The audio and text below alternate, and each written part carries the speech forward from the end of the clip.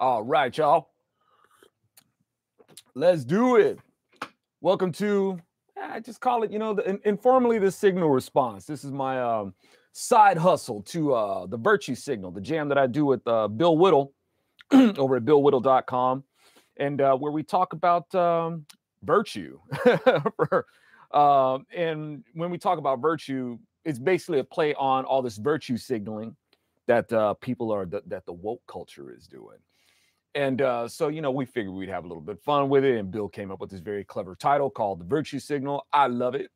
And so we talk about what is virtue? What are these virtues that we're supposed to adhere to actually be able to have a sustainable society, if you will. I mean, preserve it for as long as we can, y'all, because we live in the natural, man, and natural things are subject to entropy, and it's gonna break down, so that's to be expected. But we're trying to preserve sanity, and of course, the best way to do that is by the Lord's counsel. That's what I bring to the table. It's like, look, man, if we want to be able to preserve sanity, and we want to actually have a standard of what virtue is, well, we need the Lord for that. He Himself is the model of virtue. Anything else, if we have our own ideas of what virtue is, man, it's going to collapse. And because you have a lot of people that don't agree with that, that's going to be like almost like this oxidation process that's just going to make this thing kind of decompose. Which is interesting because the devil is the prince and the power of the air. And his signature is death, right? You see his signature when you see things starting to grow mold on it and see things starting to rust and all that sort of stuff. That's his signature, right? That's the signature of death. So unfortunately, the world is under that dominion. So but in the meantime, for those who know that there's got to be a better way, and there has to be a better standard to stand on. Well, that's where the word of God comes in, to be able to preserve these things in the culture. So that's what we talk about, in the virtue signal. That's what I try to bring to the table. And when I do the signal response, y'all, that's me. Just I want to have a dialogue with those who are kind enough to tune into the show. We get very positive feedback. Occasionally we get some some discourse, civil discourse. People have their ideas about what certain virtues are, and they want to bring that to the table. And this is just a further discussion on it. And one of these days, because we talk about, we need to talk. We always need to talk about these things. And it's like, man, are we talking or are we venting? Because everybody has their a lot of times when people vent on stuff or want to bring a discussion to the table, it's a lot of time it's really just venting. And they just want you to be an audience to their vent. Or what have you. But I think with the audience that we have, with Bill Whittle, I think some people really come to the table because they want to, they leave their comments because they do want to have a constructive dialogue, not just sit there. Got some trolls and stuff like that, but it's not all about people coming in and trying to just unload on you, with some emotional vent that they have, but rather actually really want to, maybe offer some perspective, bring it to the table and stuff like that. So this is me responding to them, just out of gratitude, like I said, out of fellowship and gratitude for them tuning into the show. So at any rate, let's start with the first one. Let's see, Cheryl. Forgive me if I say your your YouTube name incorrectly. I think it's Cheryl Twin, 2012. Let's see what she has to say. Hey, I see somebody is coming in. We got Justin Whitsid. What's up, man? Blessed, man. Blessed. It's like the Lord's blessed me able to rap with all, and so I'm gonna try to take good advantage of it, man, and see if we can spread some of that salt light that He wants us to do. So we'll see what Cheryl Twin 2012 has to say. She said conservatives are slandered every day. I feel your frustration. We are called Nazis, racists, white supremacists if we voted for Trump. This has been going on long before Trump. I got to tell you, it's been going on long before that. And don't get me started. Don't get me started. I've been trying to warn y'all about that and how you could avoid this, but unfortunately, yeah. Anyway, and all kinds of vitriol. And while we might tell our liberal friends, that's not true, We don't really defend ourselves against it. I agree. I agree. My own, rather, what happens, Cheryl, is that it's instead of conservatives actually defending themselves again, despite how pro-defense, conservatives tend to be, and beat their chest on, talk about how pro-defense they are. They're not really pro-defense. They're actually pro-defensive, right? They get very defensive and reactionary, and it causes them to, shoot themselves in the foot, as far as this goes, and it gives liberals more ground. I see Michelle Flynn. Hey, what's up, buddy? Thank you for tuning in. And anyway, Cheryl Twin goes on to say, and we don't really. Oh, I'm sorry. My own personal response to slander is that I know who I am in Christ. I know what he thinks of me. I don't really care what some dummy who thinks men can have babies thinks of me. Now, a lot of me agrees with that statement, but at the same time, not caring is not exactly a good strategy. It leads people to be emboldened to flaunt their perversion, y'all. It's this liberalism, as it's an infection. When these people talk about being progressive, I tell them, yeah, you are. You're definitely progressive, about as progressive as cancer, but yeah, that's about as far as I go. So I go ahead and I give it to them, right? But in this thing of not caring, that's like I said about cancer. You just don't ignore a cancer. You don't ignore that, right? That's not a good strategy. You're going to have to address it, right? And be practical in how it's dealt with, and try to be rational and stuff like that. You're definitely going to have to be prayerful about it to do these things. So not caring, a lot, and I hear conservatives say this a lot. It's like, who cares what these people think? And y'all have heard me say this 1,000 times, and it's, y'all, the conservatives' response to this is just not a good strategy in saying that they don't care what these people, or who cares. Lots of people care what they think. That's how they're able to do the damage that they do. And when you say that you don't care what they think, well, that's ignoring the infection, and the infection spreads. All right. These people, like I said, they feel emboldened to flaunt their perversion because, hey, what do we care? That's what we always say, right? We don't care. We don't care. We don't care. Well, if we don't care, they're just going to keep on doing it, right? We're going to ignore these people. They're just going to keep on doing it. So you can't really do that. And at the same time, and when conservatives do pay attention to these people, that's exactly what they do. Even when they're admonishing these people, when they're writing articles and all this stuff, this person did this and this person do that, you're still giving them attention. And it'd be great, y'all, if conservatives would actually respond with competition instead of complaints, right? But that's how conservatives respond. They respond defensively, and they respond with complaints rather than supporting creative competition against this. The liberals are going to do what they do, and they're going to do it even more, right? But the way to do that is to get in the way of it by drawing attention away from them, by providing something as interesting. Y'all, I've been trying to tell conservatives for years, like, say, for instance, liberals, they're on this whole plant-based thing. Everything about them is fake, right? They're just a fake news culture. Everything is fake. And they want to take fake things and make it like the real thing, right? Like, case in point, transgenderism. They want to take a man and make it into a fake woman, and that's supposed to pass, right? You're supposed to accept that. It's the same thing with meat. They're going to take vegetable, despite talking about being all natural and healthy and all that sort of stuff. It's like they're going to take this overly processed plant protein and try to make it taste like meat. It's like the natural way to process vegetable protein is to feed it to a cow or feed it to some sort of herbivore. And that's how you actually get processed vegetables to taste like meat. You eat the processor that ate them, okay? So that's how you do it.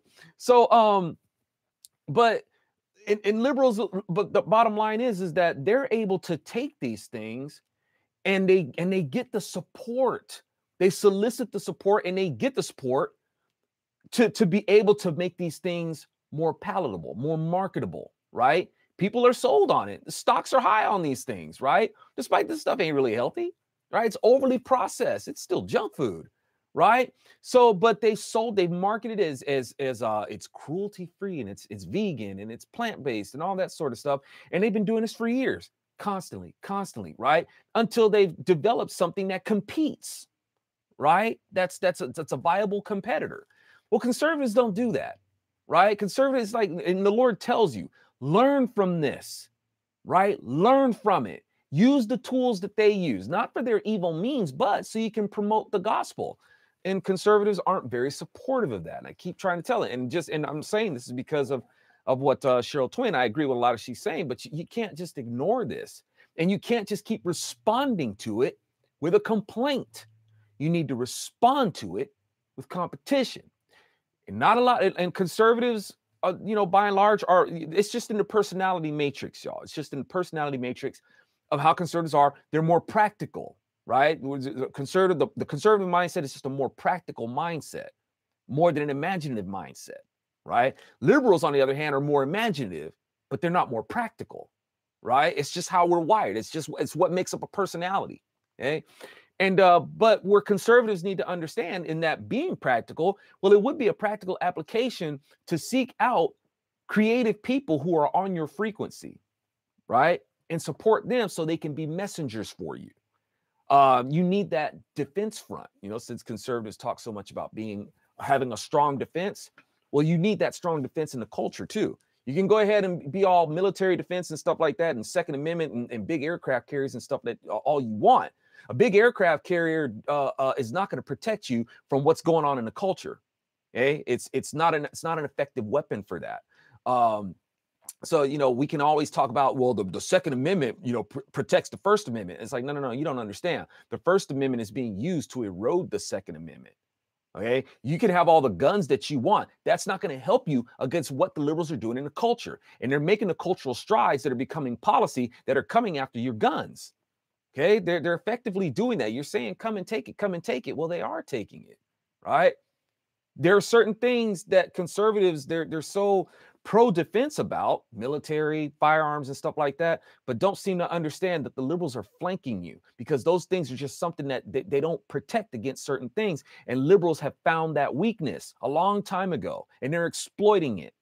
Because there's just certain things that guns are not going to protect you from. There are certain things that air superiority is not going to protect you from. Biggest aircraft carrier is not going to protect you from. A big tank is not going to protect you from. Trying to tell you, okay? They're taking this country. They've taken it away from you, right? They've taken it, right? And none of your tanks have stopped that. Your guns haven't stopped that. They have taken this country away from you, right? So please, and why, and how has that happened? Because conservatives keep saying, who cares what these people think? I don't care what these people think. Oh, the Lord says different. We're supposed to bear fruit, y'all. So we're supposed to be mindful of what they think. We're supposed to bear fruit. Our ultimate allegiance and concern is what the Lord thinks, of course, right? But you also have to know that we can't win his grace, right? All of us our righteousness is filthy before him. It don't matter, right? But if you really want to do the Lord a solid, love him and then love your neighbor as yourself. That's going to involve some concern about what people think. We can't have this rebellious attitude all the time of who cares what these people think, and I don't care what they think of me and all that sort of stuff. We're supposed to be ambassadors for Christ. We're supposed to be his emissaries, right? We have to maintain a certain, I don't live for what these people think. Don't get me wrong. I live for the Lord. But we have to be mindful of some sort of responsibility, right? Some sort of responsibility about how people perceive us. Okay. And that does the Lord glory. And once again, not living for these people, and we're not supposed to capitulate to try to satisfy them. I'm not saying do that at all. Not at all. What I'm saying is be mindful of a rebellious spirit that is like, throw your hands up and be like, I don't care what these people think, and who cares what these people think, and all that sort of stuff. That's not turning out very well. All right, so let's go on to, and I see some folks coming in. Thank you so much. I see Dr. Yang is Bottom Tooth and John DeSalvo. Thank you guys for coming in. Let's see. We got trying to stay on track here. Let me see. Dono says, thank you. I've been trying to get conservatives to admit that systemic racism does exist. It's been perpetuated by the left. Thank you thank you also, because I've been trying to say this for years. Conservatives keep saying there's no such thing as systemic racism. Like I said, when you keep saying that, you keep giving the Democrats a pass, right? And that's how they're able to use this stuff against you. Stop doing that. I hope you guys will get my audio book, A Solid Right Cross, right? You can listen to it for free on my website, bronzeserpentmedia.com. You can, or if you want it more formatted, where you can bookmark it and stuff like that, you can get it on Audible. But if you just want to listen to it like an album, you can even, of course, I appreciate if you want to, chuck a buck in the bucket, for the audio book. That's greatly appreciated. But y'all, I just want to get the message out there and make it as accessible as possible. It's free to listen to. Please get that Culture War coaching at my website. And by the way, since we're doing a little bit of a plug here, you can get my mugs, the Zoloft, and I'm going to probably be doing also the TZL Unprescripted, y'all, because, YouTube, they delete my Zoloft videos when I go. That's why I don't do them on here anymore, right? I don't do the Zoloft video. I've been putting them up on Rumble. People, been saying, hey, why aren't you on Rumble? As I've been on Rumble for years, y'all. But people don't know it because I can't promote it because I'm shadow banned. I wish folks would, could understand that. But I am on Rumble, and I've been putting my Zoloft videos there. I do the political videos, y'all. I really do. But people just don't see them, right? So on YouTube, I can't do them anymore because they delete them as they go up. So, but I'd like to be able to, and y'all, with the support, y'all, I'm really wanting the support, not just because I just want money. I want to be able to put that back in the business so I don't have to be dependent on YouTube. I'm trying to get off of YouTube, right? I'm trying to get out of the enemy's territory and have our own. And if folks would support, we could have our own productions where we're not dependent on these platforms and be able to promote them, without, and don't get me wrong, y'all, because the enemy's backyard is really huge. There's not too many places where you can be where you're not in their backyard. But we need to start supporting that so we can have our own territory and make enough noise to where people are like, hey, you know what? I want to be there. These people seem to really know what they're talking about. And they've got creative ways to be able to deliver the truth. So that's where we want to be, y'all. So I really hope you support. Get mugs like this, y'all. Be at work, y'all, and make your friends all jealous. Like you got one of these stylish mugs. Look better than your mug, right? And when I sip out of it, I'm getting my head right? That's what the Zoloft is for, babe. So make sure you get these mugs, y'all. They're at my website. That's a good looking mug, y'all. And people even say stuff tastes better out of it too. It's like, I don't know, like when you drink like water out of a clay jar, man, it's just something about it that just, it's just more refreshing or something like that. It's kind of like got the same thing, it's like you drink your coffee out, it's just smoother, man. It's bolder, don't pass it up, man. Get you a Zoloft mug. Get your head right. Okay, let's get back to this really quick. Yes. So just like Donald saying, you want to make sure that you don't give the Democrats a pass on that. Okay. Bobby McCaslin says, Bill, this was very moving. I have a liberal daughter. She just hates so much, and all she listens to is bad information. All I do now is pray for something to show her the truth after so many times she was angry with me for trying to show her where to go. Read the truth. The left propaganda is cunning. All right. Hey, I feel you, Bobby. And remember, y'all, the first description of the devil is that he works in subtleties, right? And he's cunning. He's crafty, right? These are the first things that we learn about the devil. And the left wing is of their father, the devil. They do the same thing. They're always scheming, y'all, always scheming. And for this right here, it's not just that prayer is all you can do. It's the best thing that we can do. It's the thing that we should be doing the most anyway.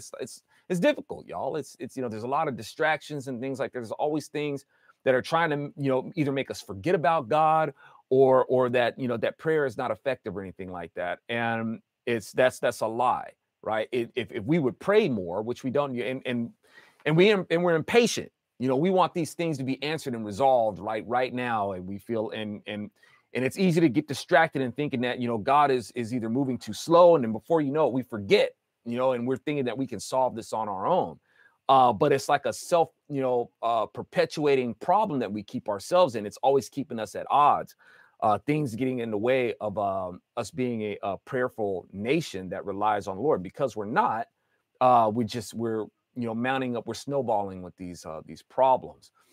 So, and just like Bobby McCaslin says about her daughter, she listens to bad information. But one of the reasons why so many people listen to bad information is because of how the information comes to them. Liberals are just where we're not. You know, they're in the education system, they're in the entertainment industry. They're just places where conservatives are not, and Democrats get first dibs on what these people are going to think. Even if your kid is raised, you know, in the church, you know, in the church home and stuff like that. When I say church, I'm talking about the, you know, the body of believers, not a, you know, a building, right? You know, when you have to be able to be trained up in the word. The Lord says, hey, raise your kids up in the instruction of the Lord. You know, don't be provoking them to wrath, you know. So you got to raise them up in the instruction of the Lord, and you got to be mindful of how you're giving this information to them. You got to be well studied up to be able to endow them and fortify them, right? And make sure that they understand, you know, who Yeshua is according to who he says he is, so the Holy Spirit can dwell within them, right? So if that's not the case, and you send your kid out there unarmed, you know, they don't have that helmet, they don't have the breastplate, they don't have that belt, they don't have the Holy Spirit. Well, they're gonna be fair game, you know, easy targets. So and these things, y'all, they need to be taught compelling. They need to be, you know, thought provoking. You got to stoke. As in this age of information and people wanting to be all woke and enlightened and informed and all that sort of stuff, you gotta take the gospel, you gotta take the word to them, the whole word to them the same way. You gotta let them know that, hey, you really want to do some mental gymnastics, you need to get into this word. The Lord is gonna boogie on your brain. You have to have them prepared. But y'all, all that to say, when you do know the word, y'all, you also understand that the devil gets in, and that's a hard one to swallow, man. I'm not being cavalier about that. I'm not trying to make excuses, but the devil gets in. The devil got into the garden of God. The devil is going to get between your marriage. The devil is going to get into the church. The devil is going to get into the schools. He gets in, right? But because we know that, y'all, because we know that the devil can infiltrate these things, just as the devil got into the garden of God, that's why you have to be like constantly, you know, in the Lord's grip. Say, yo, Lord, I need that biblical backup. I need to know what to do here, right? Adam didn't do that. So we have to make sure that we do that, because we should know better, you know, because we saw an example of it, how quick the devil can strike. And he's striking a lot of offspring, right? You know, you try to raise them up, you know, in the Lord, and they go off to school 8 hours a day being taught like by godless people. What does the word of God say? Right? Paul is talking about people who you know, who have their affairs judged by godless people, right? And that's not just being judged in the courtroom. That's people in the classrooms judging on what they're supposed to be learning, and they're teaching them all this nonsense. Your kids have there's been a judgment on what they're supposed to learn, and they're being educated by the godless. They're being entertained by the godless. They're having their stripes adjudicated over by the godless. There's so much of the godless that's running our country, y'all, and we keep paying for this, right? We're paying taxes for this. So don't be surprised that the godless will get to your offspring. So, but the Lord has warned us about these things. Also, there's really no excuse for it. And you know, these and a lot of this stuff will, you know, contribute to slander, because people have these ideas now and they want to hold on to these ideas as supposed truth. And out of doing that, y'all, they're just going to go do these things that's going to contribute, and they'll slander people. They'll lie on people to maintain their truth, right? That's what's become so important to them, is their truth. Y'all, the devil has the same attitude. It's the same attitude, right? When you're looking at God and you know that he's the truth, and you're like, you know what? No, I want my truth, and I'm going to ascend to the recesses of the north. I'm going to go north of your throne. Dude, you lying to yourself. You ain't going north of God's throne.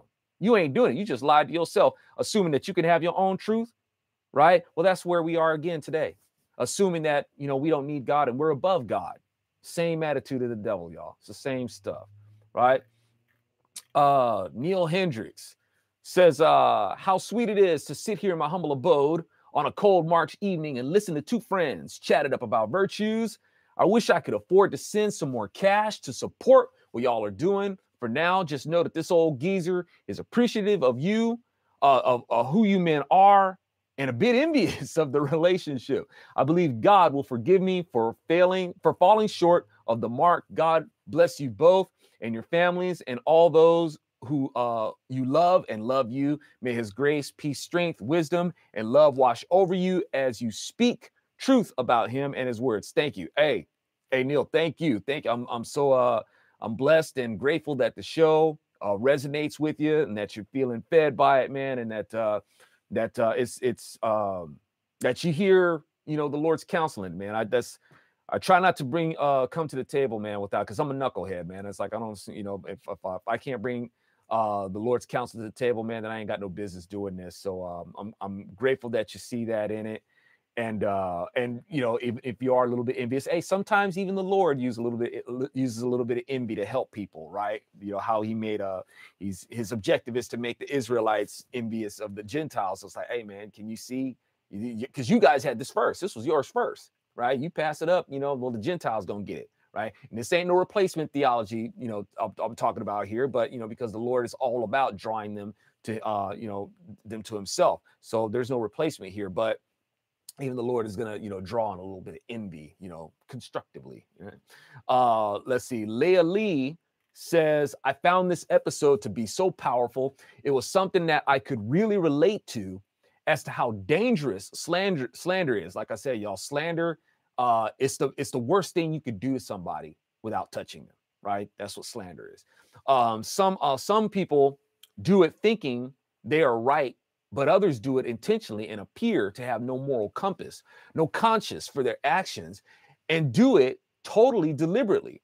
Leah goes on to say, the only thing you can hold onto these times is that God knows the truth, and that if you do not get justice on this earth, you will do it in heaven. Okay, that's good, yeah, because you have the patience, right, Leah? You want to have the patience and the trust that God is going to bring that justice. If you don't have the patience and trust, and you try to pursue it yourself, you just end up being like a so-called social justice warrior. And these people aren't social justice warriors; they're social vengeance warriors. That's what they're out for. They're out for vengeance. The Lord says, "Vengeance is mine." Right? If you don't have the patience for this justice, well, that's what you end up doing. You end up being a menace in society, an enemy to the people, right? And these people, will assume that we're enemies of the state, because they want the state to be able to fortify them with everything that they feel entitled to. This is fascism, right? And they're going to bully us until they get what they want, right? Straight up fascism. These people, it's like they don't even know. And also, Leah raises a good point. Because we're talking about people doing evil, thinking that they're doing good. That's what one of the things that makes this so difficult, y'all, is that these people think that they're doing a good thing. Even the devil, y'all, when he's talking about, I'm going to send north of God's throne, in his mind, that's a good thing, right? That's when people do evil, y'all. It's like maybe as far as they go, they understand that other people will think it's evil, but they think that these people are mistaken, right? They'll try to do things like even when they try to do things on the down low and stuff like that. It's not because they think that, oh, I'm gonna do something shady or something like that, and I don't want to get caught, because they'll think, or whichever. They do it, they still feel justified in doing what they're doing. And the thing that they register is that I'm only trying to do this on a down low because somebody else will think it's wrong, right? And judge me incorrectly, right? They're the ones in the wrong, not me. But I know that they think that I'm doing wrong. It's like evil works that way, y'all. That's like I said, the word says that the devil is crafty and he works in subtleties. Just this subtle nuance will make a person who's doing something wrong, but they'll still feel like they're justified in doing it. People justify their sins to themselves, right? A person, even on down to a person who commits murder. When a person commits murder, y'all, they feel justified in their heart of what they're going to. This person deserves it. This person deserves to be murdered. They don't think of themselves as a murderer. They just think of themselves as somebody who's putting an end to somebody who's done something that really offended them, right? Rape, same thing. When a person rapes, they feel justified in doing it. Doesn't matter how heinous the rape is, right? This person deserved it. Or they feel like they deserve their release, right? At somebody else's expense. They deserve it, right? So, like I said, this person either deserves to be violated. I shouldn't say violated, because in their mind, they're not thinking that this person is being violated. In their mind, they're thinking this person is being punished. They deserve to be punished, right? On their end, they feel like they deserve to be satisfied, even if it's the satisfaction of punishing this person, right? Some people, people talk about it's all about power and all that sort of stuff. It's like, sure, maybe it is a power trip and stuff like that, but it's a power trip that they feel like they deserve, right? They're entitled to it. And aren't we in a culture that just feels more and more entitled, right? That's what we're telling people all the time. And if people feel like they're entitled to your stuff, you don't think they're going to be entitled to your body as well, right? Entitled to your money, entitled to your taxes and stuff like that. It's, we have a culture that feels like they're entitled to other people's body too. They want that instant gratification. They deserve it. They're entitled to it. All right. Once again, like I said, people justifying their sins to themselves. That's what makes, revealing evil. That's what makes it so difficult, right? Because even when people are doing evil, they think they're doing a good thing, right? We have Gen 11, and this person is a Rumble user. Gen 11 says, slander is a kind of murder, for we all have three lives: a spiritual life, which depends upon the grace of God, a bodily life, depending on the soul, and a civil life, consisting in a good reputation. Gen 11 goes on to say, sin deprives us of the first, death of the second, and slander of the third. But the slanderer commits three murders with his idle tongue. I don't know if a slanderer's tongue is idle. I would say that tongue is pretty much in motion. As the word of God says, life and death is in the power of the tongue. Maybe if a person says nothing, they can do some damage or not do some damage. But usually it's because that tongue is not idle. And but anyway, to his point, I see what he's saying. Gen 11 goes on to say, he destroys his own soul and that of him who hearkens, as well as causing civil death to the object of his slander. For as S. Bernard says, the devil has possession both of the slanderer and those who listen to him, of the tongue of the one, the ear of the other. Francis de Sales, from book Introduction to the Devout Life. Okay. Yeah, I mean, yeah, that's a good assessment, right? I would say, if I can offer a nuance here, and forgive me if it seems like I'm splitting hairs, but he says that we have three lives. No, we have one. I think I dig what you're saying, Gen 11, but we have one life. And I would be careful with trying to separate our lives into three distinct lives. There's three. I would agree that there's three aspects. These are three aspects that you could bring to the table. Our physical life, our spiritual life, our civil or social life. I can understand that, but it's still one life, and lived out in these different facets. We have these different facets of our one life, and the one life, of course. All of them should be, and in this one life, every facet of our life, our spiritual life, our mortal life, our social life, should always be in concordance with the one life in Yeshua. So, that being said, the things that we do, how we apply ourselves, it should be of one mind with Yeshua anyway, no matter how, and conduct ourselves, just that way. My physical life should have the same discipline in the Lord as my spiritual life, the same discipline in the Lord, my social life, the same discipline in the Lord, my occupation, my creativity, and things like that should all fall under one focus, and that being in the Lord. So I apply myself the same way in all aspects or facets of my life. So, I mean, I dig where you're coming from. I just if I may offer that little bit of nuance, there. Let me see. One more. Let's see. And once again, y'all, thank you guys for showing up.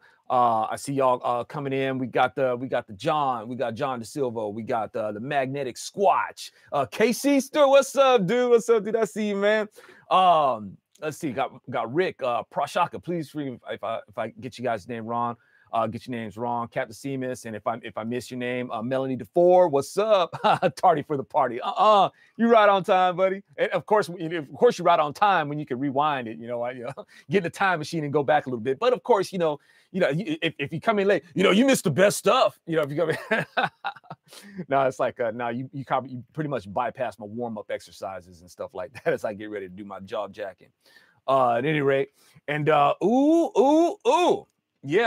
I'm now. If I start to stutter and stuff like that, like I'm just doing now, that's because somebody just came in who does get my knees weak, even if I'm sitting down. Right? I see that Foxy Carrie Rachel just showed up. And she gets me acting a little, you know how the fellas get when we see that, duh, like in the cartoons and stuff like that. But anyway, she just popped up into the feed. So, I was about to say something dirty. Let me take a sip real quick. Yeah. Okay. Back up. Let me get my focus back. You distracted me, honey. Right, with your fine self. Okay. So let's see, Brian Lee Mays. He is a regular who tunes in. I'm so grateful for Brian Lee Mays, and he brings to the table this one. While bearing false witness is much broader than simply lying, nowhere in the Bible is there an example of a good lie. You just did a video series on the so-called 7 deadly sins, because the fact that all sins are deadly, and the term is a Catholic invention. Any lie is a sin. Okay, let's start off with what I agree with about what Brian Lee Mays is saying here. Yes, it is a Catholic invention. It's one of those things that's kind of superfluous. Being the so-called 7 deadly sins. They're really redundant. They really don't get down to the core of the commandments. They really don't. It's one of those. It's a very pious effort to try to catechize some sort of instruction, assuming to be Bible based, but it's frivolous, y'all. To tell you the truth, the 7 deadly sins and the 7 cardinal virtues. It's not necessary. The Word of God, has already established what this is, and tells you perfectly what it is for us to be able to fare together well as a society. So I totally agree with Brian Lee Mays in that about this invention. Now I would question though where Brian Lee Mays says what, and he's right also when he says while bearing false witness is much broader than simply lying. Yes, indeed it is, because in the commandments, y'all, lying. You'll hear a lot of people say, what's that guy, Ray Comfort, right? He does, respectable work, in getting out there and promoting the gospel. But one issue that I do have with his work is that he doesn't really get down to the matter of lying. Like he'll give people the test with the commandments, and he talks about, have you ever stolen? And then he'll or have you ever have you murdered anybody or anything? He'll ask them these questions, right? And then he'll ask them, have you ever lied? Right? Well, the commandment isn't to not lie. The commandment is specifically to not slander, to not bear false witness against your neighbor. That's the commandment, right? It's very specific. Because when you lie on person, the objective of doing that is to destroy that person, right? And all the sins, y'all, all the commandments, every one of those commandments, not only do they lead you away from God, which is the worst of all, but every one of those commandments, if you violate them, each one of them leads to murder, right? Every one of them do. And so when you slander somebody, these things can lead to somebody being murdered or and definitely destroyed in some fashion. Every one of the commandments do.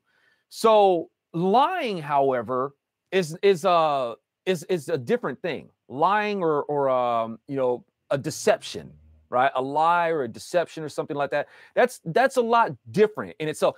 Let me put it to you like this. A lie or a deception is kind of like a neutral thing, like a gun.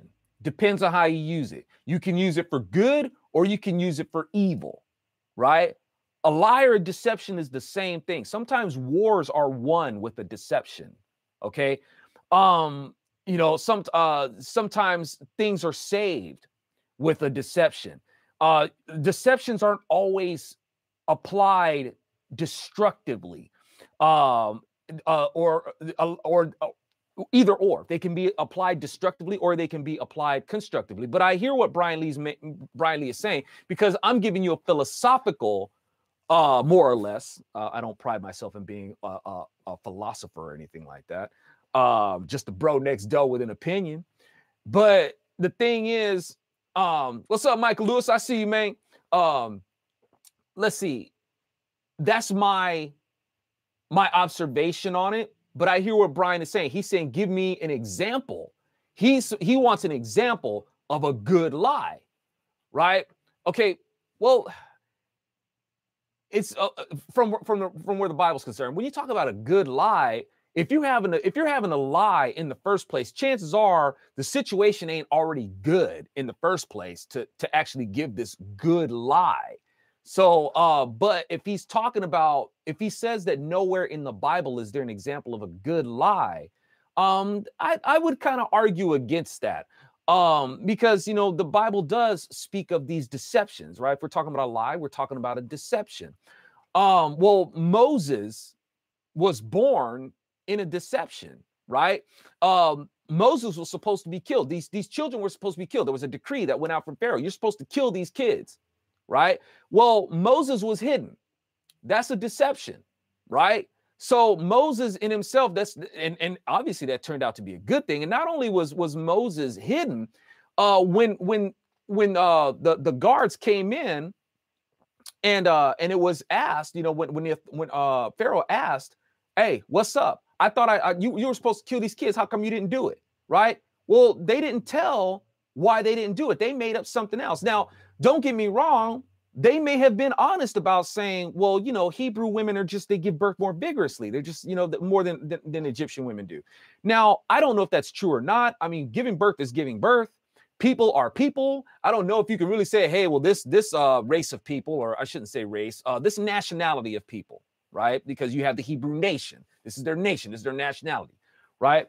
So they're saying that these women give birth more vigorously. Now, I don't know about that. You know, people are people. People gonna give birth. How they gonna give birth? So to say that, you know, I don't really know. Can you really prove that one way or the other?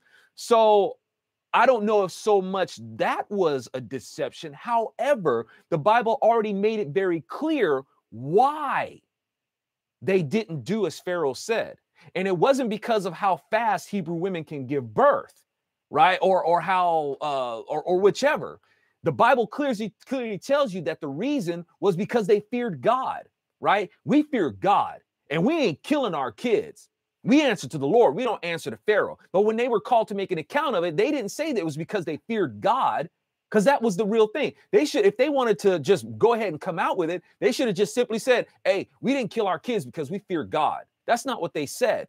They said, we didn't kill our kids because, well, you know, the midwives they're not there fast enough, right? And God rewarded them for that. He was pleased, right? So if we're going to talk about show me in the Bible where there's a good example of, show me, what does he say? Nowhere in the Bible is there an example of a good lie. Well, I just gave one, right? Jesus himself, right, was born, and then there had to be a deception to save him, right? So when the three wise men, they're talking to Herod, and Herod's like, hey, man, well, you know, where is he? Where is he? Let me know. Go find him, man. Let me know where he's at.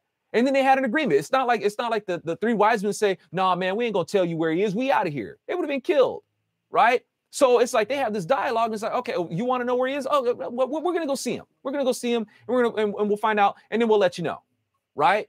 Well, the angel shows up and lets the wise men know, actually Herod wants to kill this kid. You need to go this way. And so that's and it's not like the wise men said, well, you know what, man? No, we done already told Herod that we're gonna be, but we gotta be honest with him, man. We gotta be straight. So, you know, even though he's gonna kill this baby and all that sort of stuff, we can't lie, man. We can't be deceptive. We gotta go back to Herod, let him know. So, look, man, we found him and he's over here. No, they didn't do that, right? They went the other way, and Herod, you know, went on his infanticide campaign. So there would be another example of a deception, right? Jacob telling Esau that he would meet him in Seir, right? Yeah, bro. Don't worry, man. I'm right behind you. I'm right behind you, bro. I'm gonna see you in Seir, right? And instead, Jacob went off to Sukkoth, right? That was a deception. And it says that he made it to Sukkoth safely. Evidently, the Lord didn't have a problem with him doing that because he got there safely. And there's reasons, for why it's like, look, man, we can't mesh together. Okay, I got to be over here. You're over here, right? And obviously we see how that goes because Esau, who comes through Esau? Esau, we just talked about King Herod, right? Well, King Herod was an Edomian.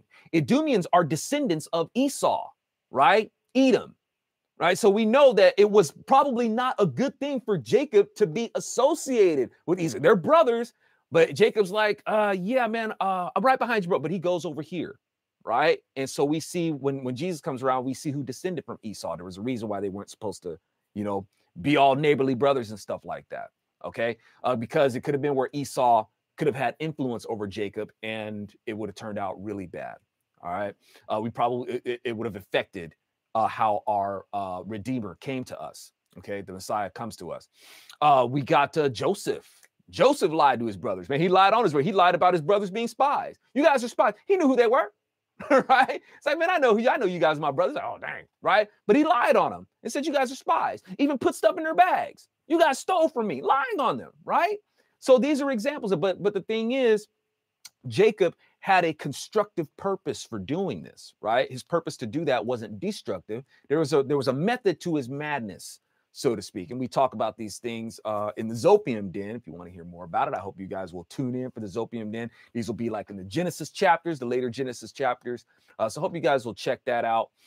So at any rate, y'all, let me see.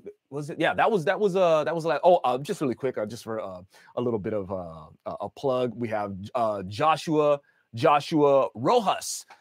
Says the slander and accuser explanations were just brilliant. Just donated again for the awesome content. Thank you, Joshua. I'm grateful that you that it resonated with you with the explanation that I was blessed to be able to share with you about accusations and stuff like that, and how it's been an effective tool ever since the devil was in the garden, right? What